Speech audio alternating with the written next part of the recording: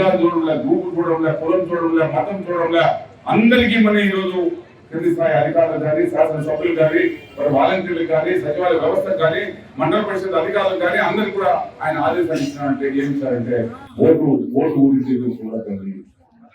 Vote వేసినా వేయకపోయినా అసలు ఉంటే 8% ఉంటాయి.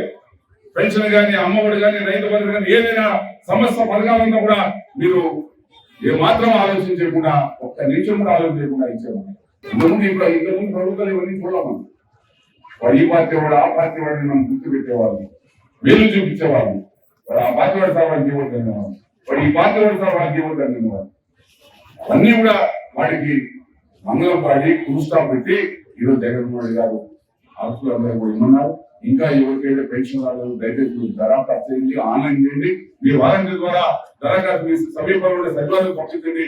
వాళ్ళందరూ కూడా ఖచ్చితంగా వారికి కూడా ఇవ్వడం జరుగుతుందని చెప్పి నేను మనవి చేస్తూ, ఇల్లు కావాలన్నా, రేషన్ కార్డు కావాలన్నా, ఇంకేదైనా పథకం కావాలన్నా, అమ్మఒడి కావాలన్నా, రైతు భరోసా కావాలన్నా, వైఎస్ఆర్ చేయూడు కావాలన్నా, వైఎస్ఆర్ చేయూడు కావాలన్నా, వాహనం ఇతర కావాలన్నా, ఏదైనా సరే మీ వాలంటీరే మీరు ఇక్కడ దరఖాస్తు తీసుకుని అతను నేరుగా మీ సచివాలయంలో ఆన్లైన్ 5 గంటలకే 6 గంటలకే తలుపు తట్టి కాలింగ్ బెల్ వేసి మీ సంబంధిత వాలంటీర్లు ఇంటింటికి వచ్చి ఏ విధంగా పట్వాడా చేస్తున్నారు, పంపిణీ చేస్తున్నారు మీ అందరికీ. నా పేరు అచ్చమ్మ, సాలాబాద్ గ్రామము.